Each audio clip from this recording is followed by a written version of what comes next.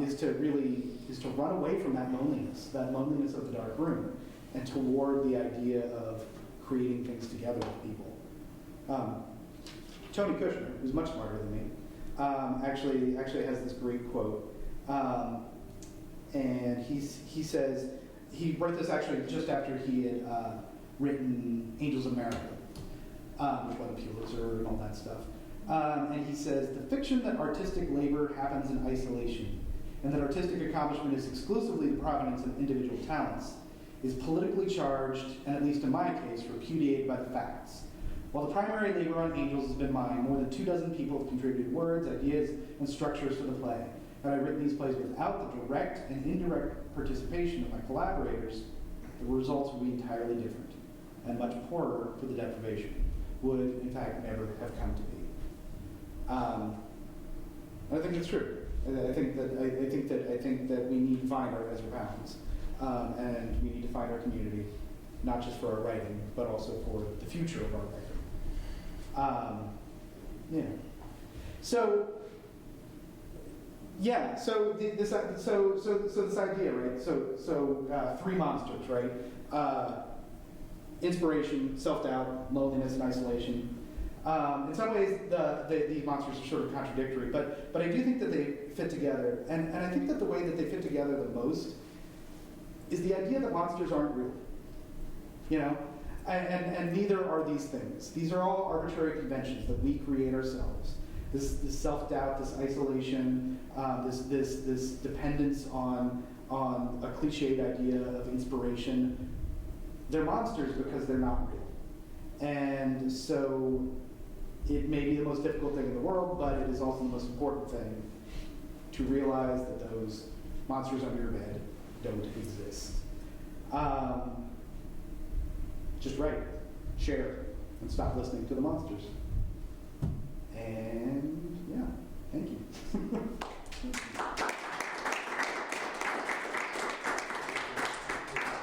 And I think what we should do is do questions, yeah? Yeah. Yeah?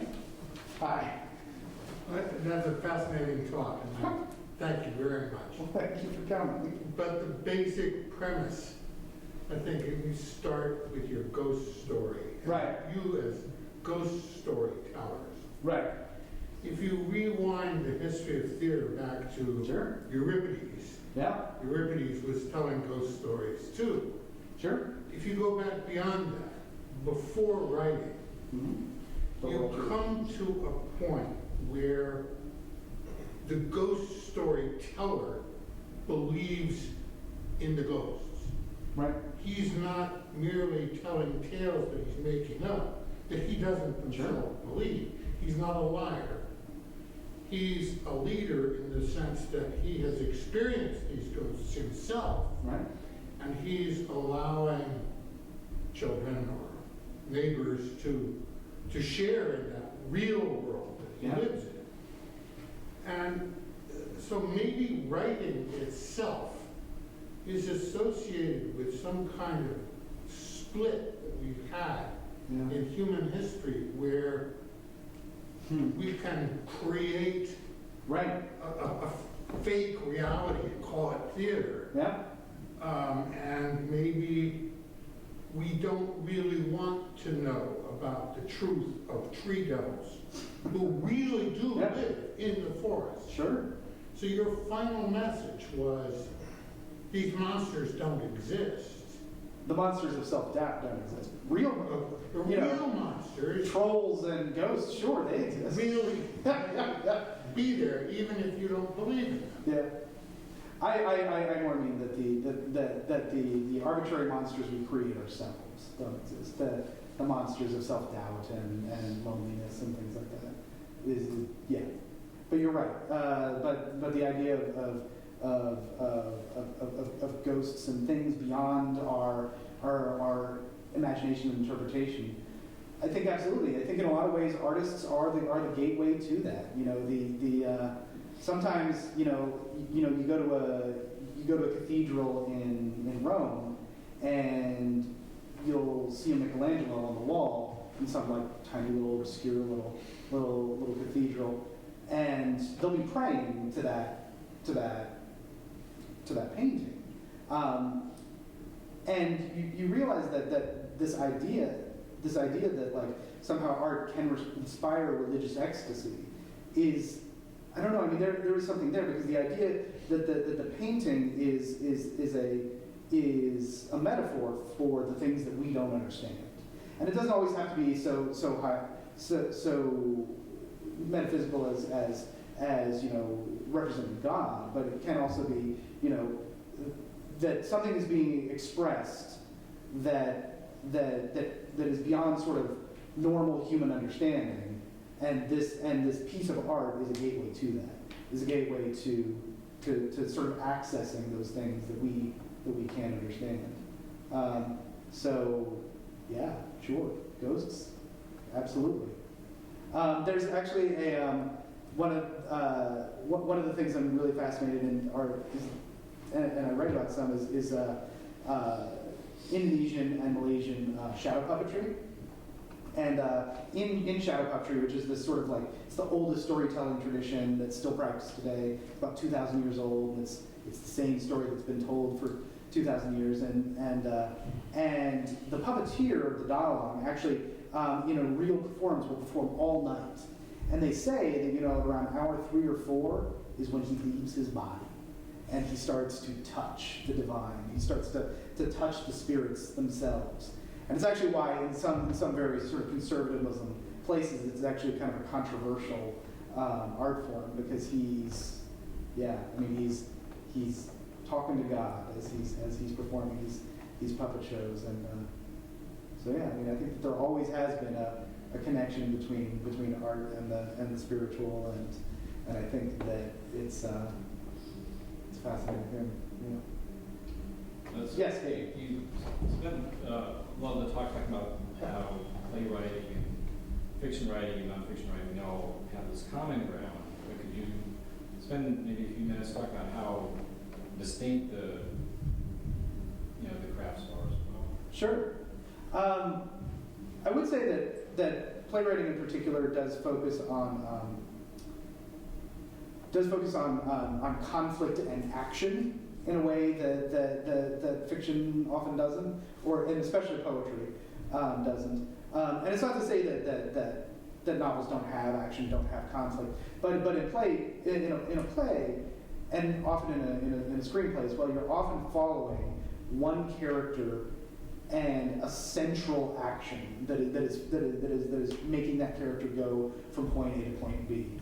I'm saying often, there's all sorts of exceptions to the rule, but I would say that novels don't tend to do that as much. You'll have sections where there's a very distinct through line, but for the most part, a novel can meander in a way that is not normally accepted in plays. And I think it has to do with how we listen to stories. We know what makes a good story. We know what makes a good story that's told out loud and presented to us. And we know what, and we have more patience for the tangents in prose than I think we do in the performed word. I'd say that's a big difference. But the other big difference is also just the idea that you're writing for actors, and you're writing for people to actually say the words on stage. So you're only really the first step. You write a novel, the next person who sees it is your reader. You write a play, then the director sees it, the designers see it, and the actors see it, and you all collaborate together to create this glorious mess that then is taken in by the audience. And that sense of collaboration, I think, is unique to theater, or at least to the degree that it is done. That answers your question, right? Yeah. Just kind of related to that, if a lot of people say, and maybe this isn't true, it's kind of a cliche, that in a play, everything has to be told through dialogue. I mean, is that really true? I mean, is it possible for you to express, as a playwright, thoughts of a character? And if so, what would the tricks be for doing that? Well, many playwrights have shown us that silence can tell us as much as words. You look at a Pinter play, and those pauses that he writes into the script actually say more than the words that are actually being said. what is being said during the pause is, of course, always open to interpretation. But sometimes it's pretty obvious, what's said in the pauses. There's Beckett's Act Without Words. It's a play that has no words, and it's just action. Dialogue does tend to be the tool through which you show the action. But it doesn't always have to be the case. It just is, it usually is.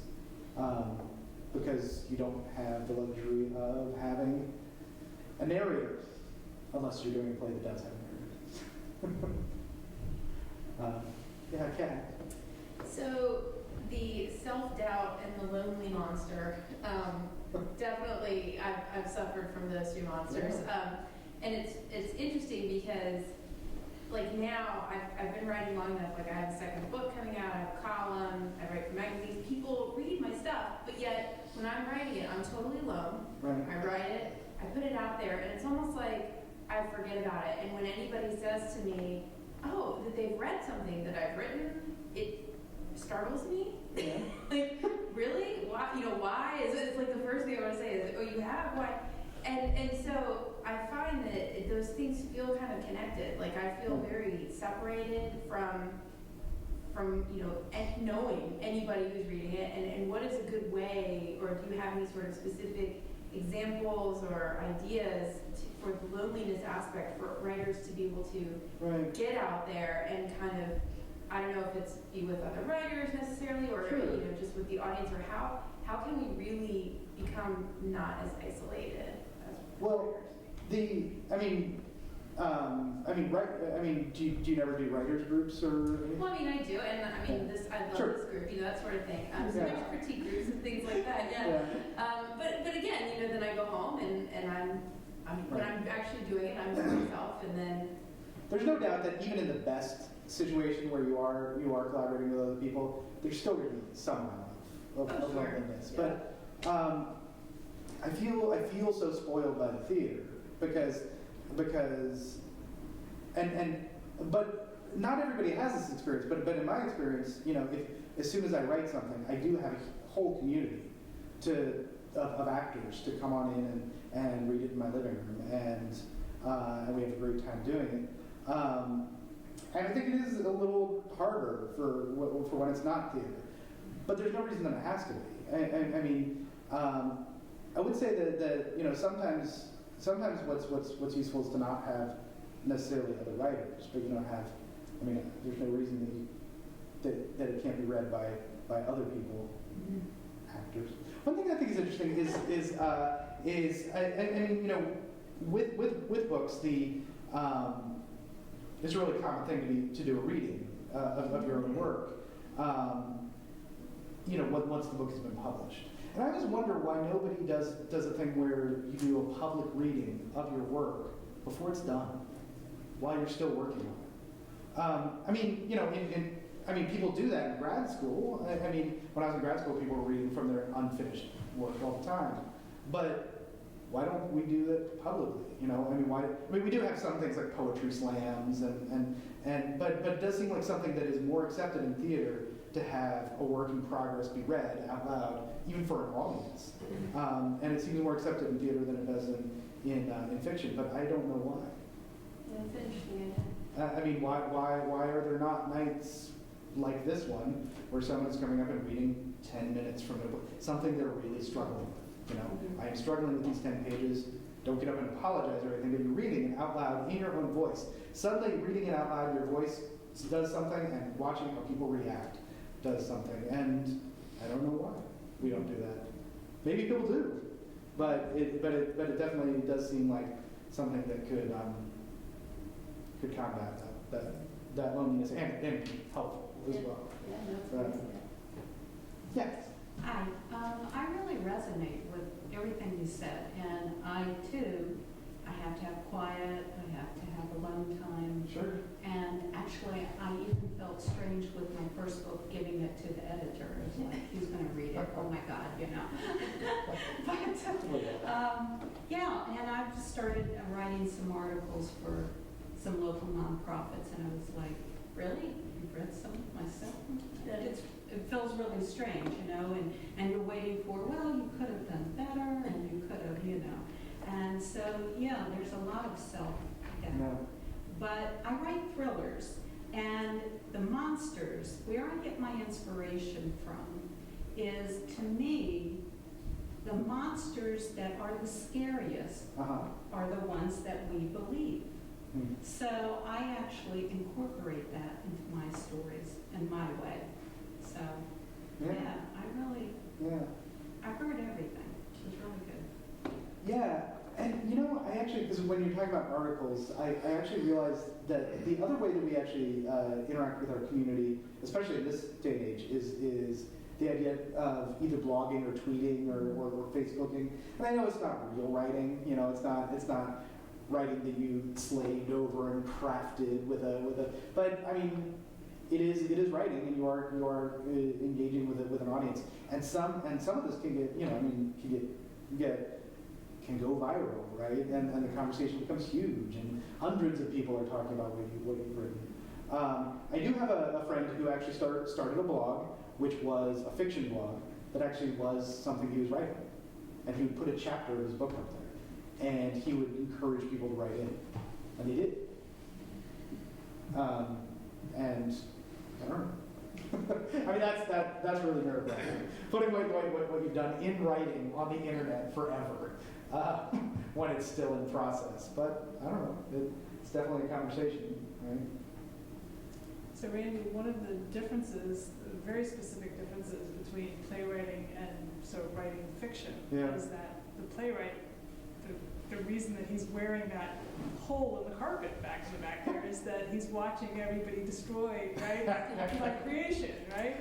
Right. So you were in some ways dependent upon that community to share your vision, whereas for a fiction writer, everybody's just going off into their own little corner. But what about all the people who read it wrong? Right, exactly. But you don't know it. You're not watching them do it, right? Until they start blogging about you and saying, what is this crap, right? But I think that's one of the things that would be, that is a different, learning how to deal with that takes a different skill set, I think.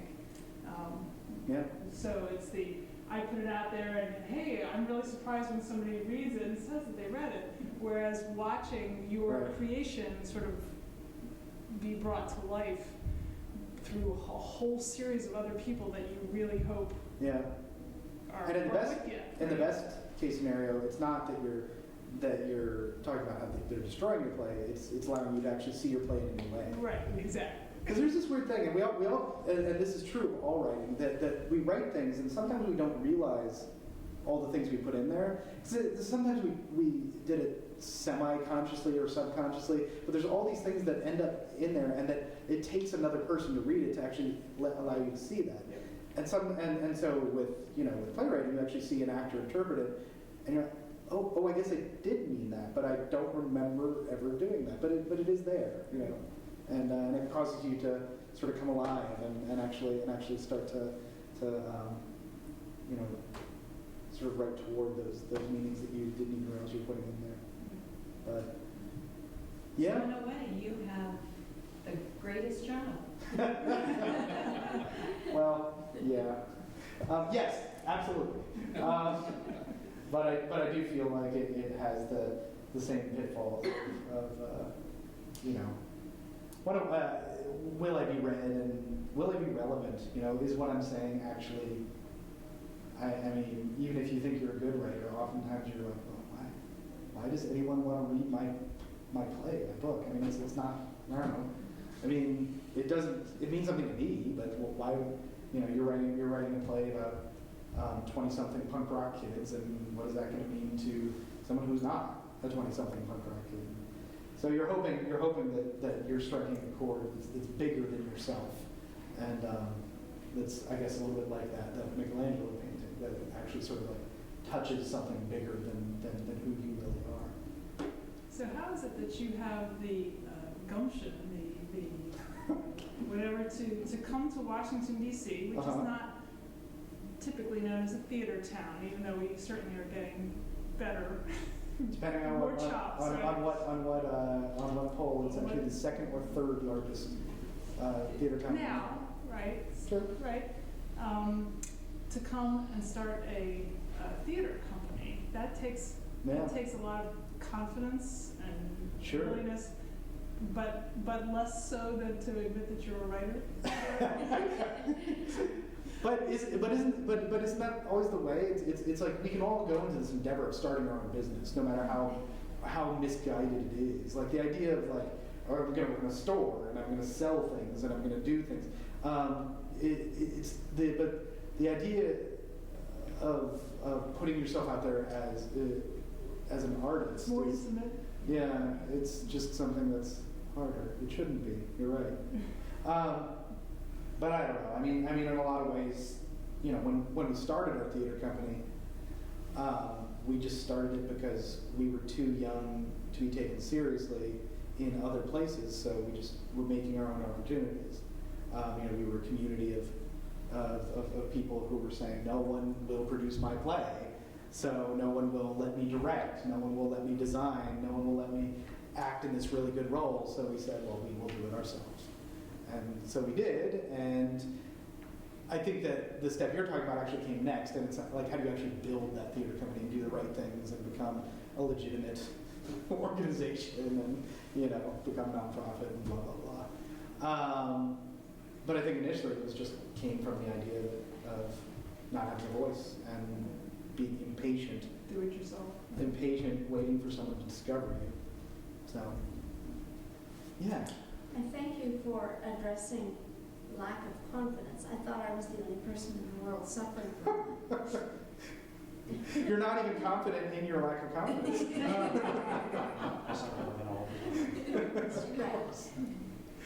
Yeah. Not that one.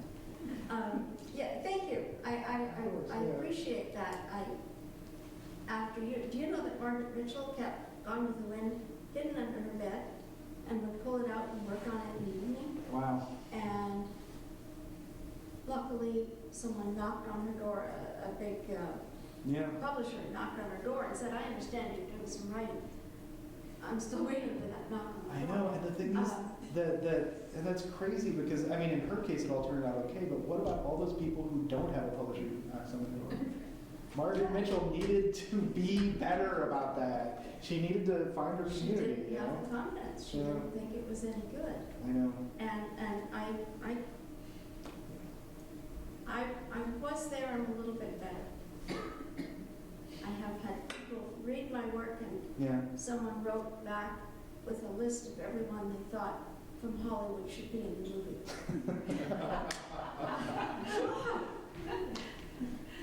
That was a big thing. Yeah.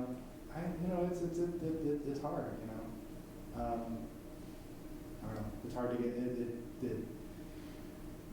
there's a million people that want to do this, and Yeah.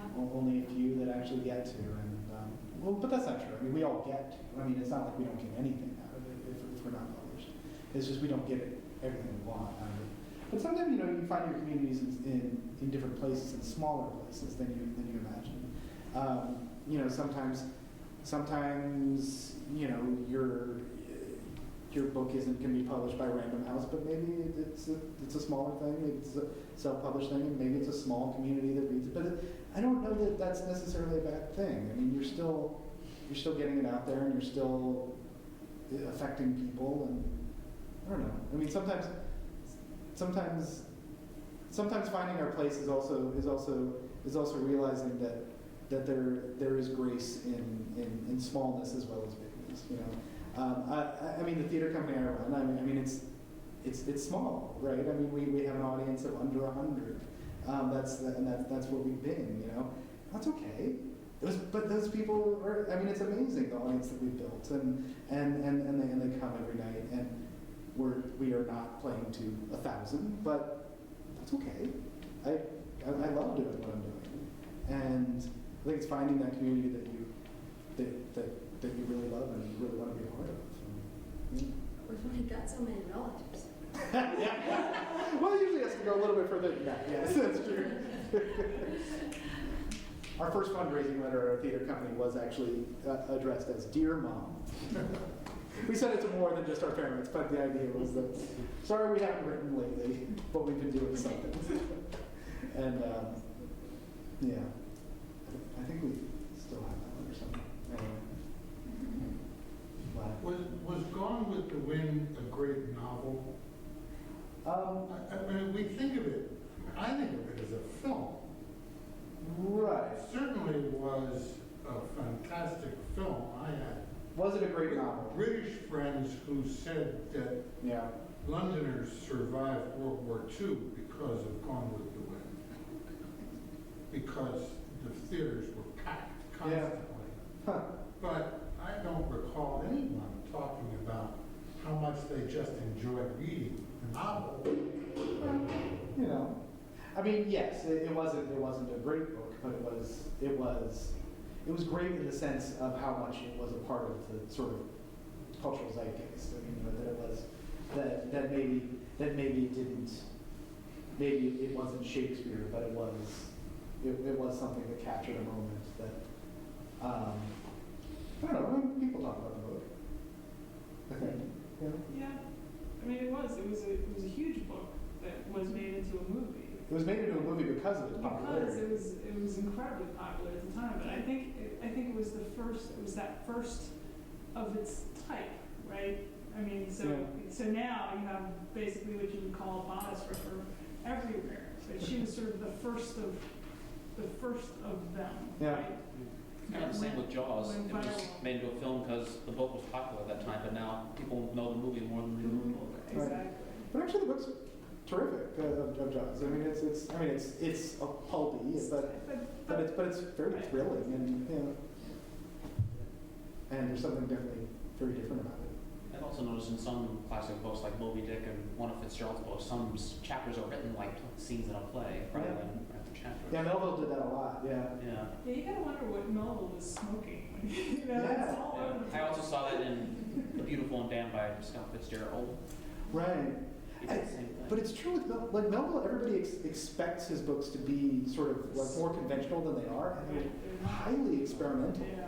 Especially for someone coming out of the mid-century America. I mean, like there's nothing. I mean, it's so much more experimental than he's really getting credit for. Yeah. But yeah. Yeah. Sometimes I wondered if I should do that in one of my books, write some chapters like play scenes. Well, or you do what Nicholson Baker does. He's the guy who wrote Vox, and Vox was famous because it was the book that Monica Lewinsky gave to Clinton. So. And that's the reason it's famous. But it's a novel told entirely in dialogue, and there's one actual non-dialogue line in the entire thing, but it's all told in dialogue, and it's essentially a phone sex conversation that's like 300 pages long. But because it's not actually phone sex. It starts as that, and it becomes this story of intimacy between these two people, and they tell stories. It's actually quite beautiful, and also very dirty. But it is, it's all dialogue. It's just back and forth on the phone, and he doesn't explain anything. He doesn't show anything. It's just all dialogue. There's other people who've done that. Yeah. Well, thank you so much. I don't know how we answer that.